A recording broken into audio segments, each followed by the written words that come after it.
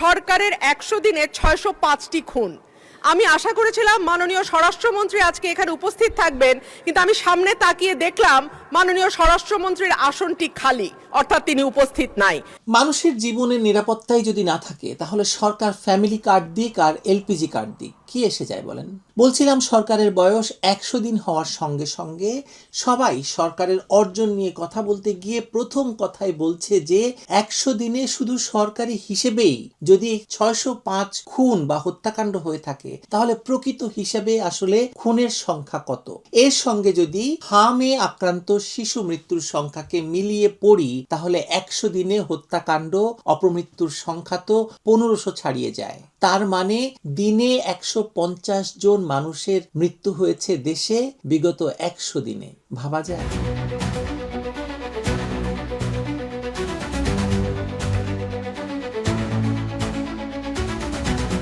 একটি সরকার ক্ষমতায় আসার পর মানুষ প্রথমে কি চায়? মানুষ চায় নিরাপত্তা।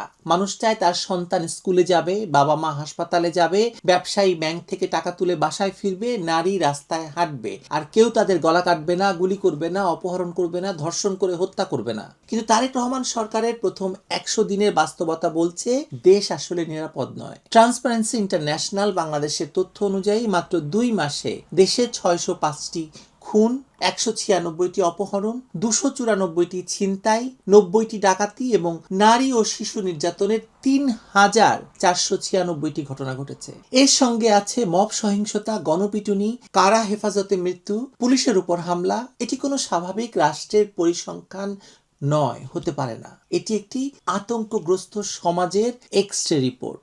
রাজধানী ঢাকার চিত্র আরো ভয়াবহ। এক সময় রাতের ঢাকা নিয়ে মানুষ ভীত ছিল, এখন দিনের ঢাকাও ছিনতাইকারীদের দখলে। আর রাতের ঢাকা সেটা এখন প্রকাশ্য হত্যার মঞ্চ। গত ৮ই জুন রাত ৯টার দিকে রাজধানীর মৌচাকে আনারকলি মার্কেটের সামনে প্রকাশ্যে উপর্যুপুরি ছুরিকাঘাতে হত্যা করা হয়েছে রমনা থানা স্বেচ্ছাসেবক দলের সাবেক আহ্বায়ক বিল্লাল হোসেন তালুকদারকে। ঢাকা মেডিকেল কলেজ হাসপাতালে নিয়ে গেলে চিকিৎসকগণ তাকে মৃত ঘোষণা করেন। প্রাথমিক তদন্তে জানা গেছে সালিশকে কেন্দ্র করে এই হত্যাকাণ্ড ঘটেছে। লক্ষ্য করুন, এটি কোনো নির্জন এলাকার ঘটনা নয়। রাজধানীর অন্যতম ব্যস্ত বাণিজ্যিক এলাকায় প্রকাশ্যে একেবারে সন্ধ্যার আলোয় একজন মানুষকে ছুরি মেরে হত্যা করা হলো। এটাই এখন ঢাকার বাস্তবতা। টিআইবির তথ্য বলছে ঢাকায় সংঘটিত অপরাধে জড়িতদের প্রায় 40% কিশোর। এই কিশোররা কোথা থেকে এসেছে? আমাদের আবার সেই 2024-এর সন্ত্রাসের ঘটনায় ফেরত যাওয়া উচিত। কারণ এই সেই কিশোর যাদেরকে রাস্তায় নামিয়ে হত্যা থেকে শুরু করে, গুলি করা থেকে শুরু করে, অরাজকতা থেকে শুরু করে সবকিছু করা হয়েছিল এবং রাষ্ট্রকে দখল করা হয়েছিল। এরা সেই তথাকথিত গণ অভ্যুত্থানের উত্তরাধিকার, যাদের হাতে অস্ত্র তুলে দেওয়া হয়েছিল, যারা থানায় আগুন দিয়েছিল, যারা আইন নিজের হাতে তুলে নেওয়ার স্বাদ পেয়েছিল। সেই জুলাই সন্ত্রাসীদের একটি প্রজন্ম এখন দেশের অলিগলিতে ছড়িয়ে গেছে। অবৈধ ইউনূস সরকারের সময় যে অরাজকতার বীজ বপন হয়েছিল, তারেক রহমানের সরকার সেই অরাজকতারই বর্ধিত সংস্করণ হয়ে বসে আছে দেশের উপর। আর শুধু কি খুন, জনস্বাস্থ্যের দিকে তাকান, সেখানে চলছে ভয়ঙ্কর বিপর্যয়। হাম এবং হামের উপসর্গে দেশে মৃত শিশুর সংখ্যা এখন ৬২৮, অফিসিয়াল সংখ্যা। এর মধ্যে নিশ্চিত হামে মারা গেছে ৯২ শিশু, আর তথাকথিত হামের উপসর্গ নিয়ে মারা গেছে ৫৩৬ শিশু, যেটা স্বীকার করতেও সরকার আসলে ভয় পায়। গত ২৪ ঘন্টাতে আরো ৮ শিশুর মৃত্যু হয়েছে। ১৫ই মার্চ প্রথম রোগী শনাক্ত হওয়ার পর থেকে ৮০,০০০-এর বেশি মানুষের মধ্যে হামের উপসর্গ দেখা গেছে। হাসপাতালে ভর্তি হয়েছে ৬৫,০০০-এর বেশি শিশু। এখন প্রশ্ন হলো, হাম কি এমন কোন রোগ যার কাছে রাষ্ট্র অসহায় হয়ে বসে থাকবে? আধুনিক পৃথিবীতে হাম শতভাগ প্রতিরোধযোগ্য, যেটা শেখ হাসিনা করে দেখিয়েছিলেন। টিকা, নজরদারি, দ্রুত চিকিৎসা, জনসচেতনতা এসব থাকলে এমন মৃত্যু মিছিল হওয়ার কথা নয়। তাহলে এই ৬২৮ শিশুর মৃত্যু আসলে কি?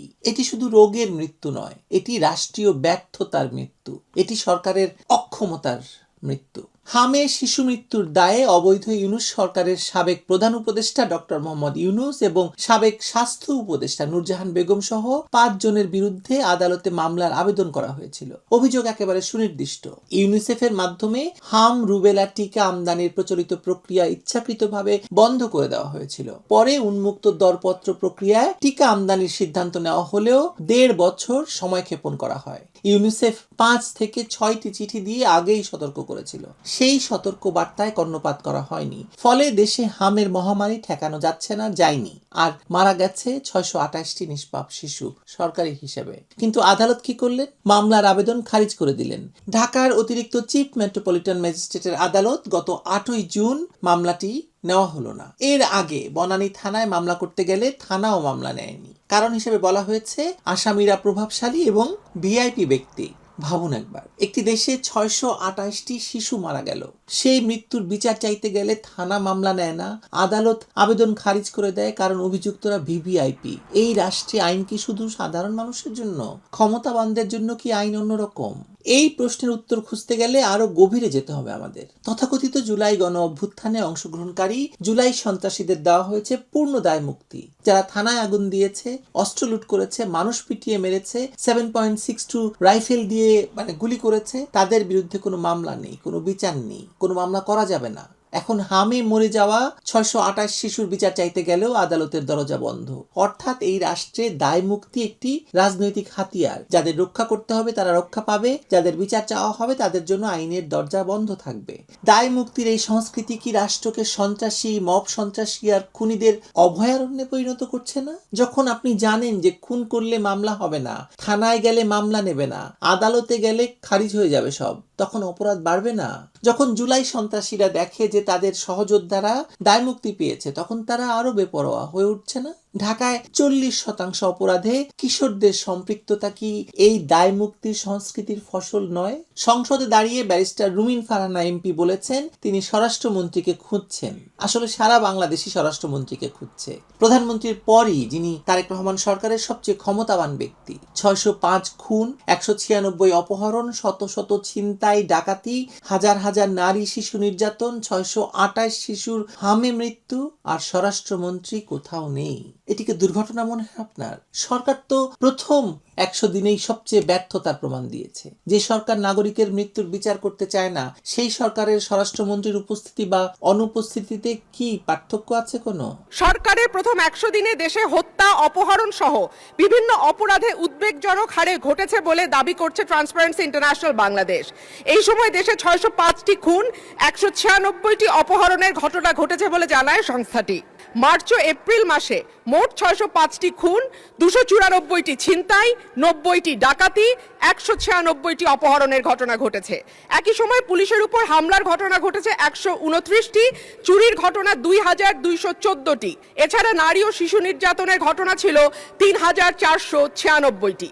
আলোচিত সময় ধর্ষণের শিকার হয়েছে 78 থেকে 102 জন, গণধর্ষণের শিকার 30 থেকে 36 এবং ধর্ষণের শিকার শিশুর সংখ্যা 49 থেকে 71 জন। ওদিকে স্বরাষ্ট্রমন্ত্রীর পক্ষ থেকে পুলিশ সদর দপ্তর বলছে 605 হত্যাকাণ্ড দীর্ঘমেয়াদী প্রবণতার মধ্যে নাকি পড়ে। এটি অস্বাভাবিক নয়, কিন্তু এই ব্যাখ্যা দায় কমায় না, বরং আরো বাড়ায়। কারণ যদি বছরের পর বছর একই হারে মানুষ খুন হতে থাকে এবং রাষ্ট্র তাকে স্বাভাবিক বলে মেনে নেয়, তাহলে স্বীকার করতে হবে যে হত্যাকাণ্ড এদেশে প্রাতিষ্ঠানিক রুটিনে পরিণত হয়েছে। রাজধানীর পল্লবীতে মাত্র 7 বছরের রামিসা রাইসাকে ধর্ষণের পর হত্যা, নওগাঁয় একই পরিবারের 4 জনকে কুপিয়ে হত্যা, গাজীপুরে 5 সদস্যের পুরো পরিবারকে গলা কেটে শেষ করে দেওয়া, এগুলো কি পরিসংখ্যান দিয়ে বিচার করার মতো সংখ্যা? এগুলো প্রতিটি একটি জীবন, একটি পরিবারের চিরকালের কান্না। টিআইবিও বলছে চাঁদাবাজি বন্ধ হয়নি, মব সংস্কৃতি বন্ধ হয়নি। ক্ষমতাসীন দলের নেতাকর্মীর মধ্যে এবার আমাদের পালা, এই সংস্কৃতি লক্ষণীয় হয়ে উঠেছে। পরিবহন খাত, হাটবাজার, ব্যবসা বাণিজ্য সবখানে রাজনৈতিক এবং প্রশাসনিক পৃষ্ঠপোষকতায় চাঁদাবাজির অভিযোগ। মাজারে হামলা, বাউল সুফি অনুসারীদের উপর আক্রমণ, সংখ্যালঘু নির্যাতন, এসব তো বন্ধ করেননি স্বরাষ্ট্রমন্ত্রী। জামায়াত শিবিরের লালন করা মৌলবাদী শক্তি এখনো রাস্তায় সক্রিয়, আর সেই শক্তিকে নিয়ন্ত্রণ করার কোনো সদিচ্ছা বিএনপির নেই, কারণ তারাই তো রাজনৈতিক সহযাত্রী, এক মায়ের পেটের দুই ভাই।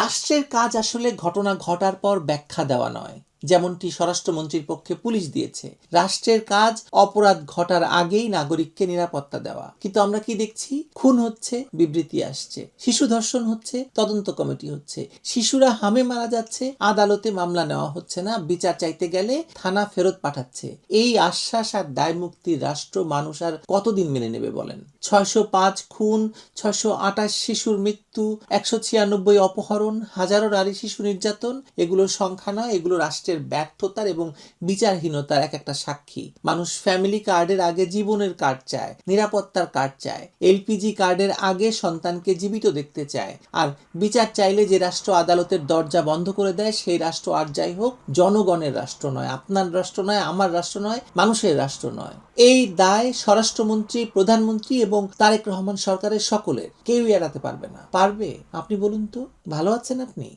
ভালো থাকবেন।